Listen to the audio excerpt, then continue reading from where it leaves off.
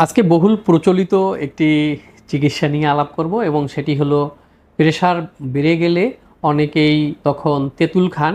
অনেক বেশি যদি প্রেশার হঠাৎ করে কারো হয়ে যায় তখন তেঁতুল গুলিয়ে তেঁতুলের পানি খান এবং অনেকেরই ধারণা যে এটি থেকে প্রেশার কমবে এবং তার চিকিৎসা হিসেবেই তিনি এটি নিয়ে থাকেন। তো এটির আসলে বৈজ্ঞানিক কোনো ভিত্তি আছে কিনা, অনেকে এটি যখন খান অনেক জায়গায় আলোচনা করেন বা ডাক্তারের কাছে গিয়ে বলেন যে আমার প্রেশার বেশি বেড়ে গিয়েছিল, আমি তেঁতুল খেয়েছি, তেঁতুলের পানি খেয়েছি। অনেকে হয়তো বলেন যে এটি আসলে সঠিক কিনা, এটা নিয়ে একটা আসলে বিভ্রান্তি রয়েছে। তো আসলে তেঁতুলের ব্যাপারটা কি আমি একটু আলাপ করব এবং সেটি প্রেশারের উপরে তার এফেক্ট আছে কিনা, অন্যান্য হেলথ বেনিফিট আছে কিনা অথবা ক্ষতি আছে কিনা, এই জিনিসগুলো আমাদের সবার জানা প্রয়োজন রয়েছে। তেঁতুল দেখেন, তেঁতুল কিন্তু একটি ফল, হ্যাঁ, এবং এটিতে প্রচুর পরিমাণে অ্যাসিড আছে এবং এটির ভিতরে যে ফাইবার রয়েছে এবং এটির কিন্তু বেশ কিছু উপকারী ভূমিকা রয়েছে শরীরে।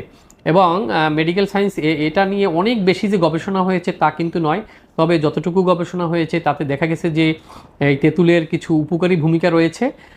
যেমন এটি কোলেস্টেরল খুব ভালো কমায়। আর হলো এটি প্রেশারের ক্ষেত্রে এর ভূমিকা হলো, প্রেশার আমাদের দুটো ব্লাড প্রেশার আমরা সব সময় দেখি, একটি হলো উপরের ব্লাড প্রেশার যেটাকে আমরা সিস্টোলিক ব্লাড প্রেশার বলি, আরেকটি হলো নিচের ব্লাড প্রেশার যেটি হলো ডায়াস্টোলিক ব্লাড প্রেশার। এবং এই দুটো ব্লাড প্রেশারের মধ্যে নিচের যে ব্লাড প্রেশারটি, ডায়াস্টোলিক ব্লাড প্রেশারটি, এটি তেঁতুল ভালো কমায়, কিন্তু উপরের যে ব্লাড প্রেশারটি সিস্টোলিক ব্লাড প্রেশার, এটি তেঁতুল তেমন একটা কমায় না। এটি হলো একটা গবেষণার ফলাফল। তো আমরা এই গবেষণা থেকে যেটা দেখলাম যে কোলেস্টেরল ভালো কমাচ্ছে তেঁতুল, তারপরে আপনার ব্লাড প্রেশার যেটি ডায়াস্টোলিক ব্লাড প্রেশার নিচেরটি সেটি কমাচ্ছে। তো এখন এই যে যুগ যুগ ধরে আমাদের দেশে প্রেশার বেড়ে গেলে সেখানে তেঁতুল খাওয়ার যে প্রচলন চালু হয়েছে, এটি আসলে তো কোনো অমূলক কোনো জিনিস প্রচলিত কিন্তু হয়নি, এটি আসলে কার্যকরী। যেমন আমরা আমাদের অবজারভেশন হলো যখন মানুষের প্রেশার কারো হঠাৎ করে অনেক বেড়ে যায় এবং প্রেশার শ্যুট করা বলি আমরা, যে প্রেশার খুব বেশি বেড়ে যাচ্ছে, হঠাৎ করে বেড়ে যাচ্ছে, এটার কিন্তু একটা অন্যতম কারণ হলো অ্যাংজাইটি বা টেনশন।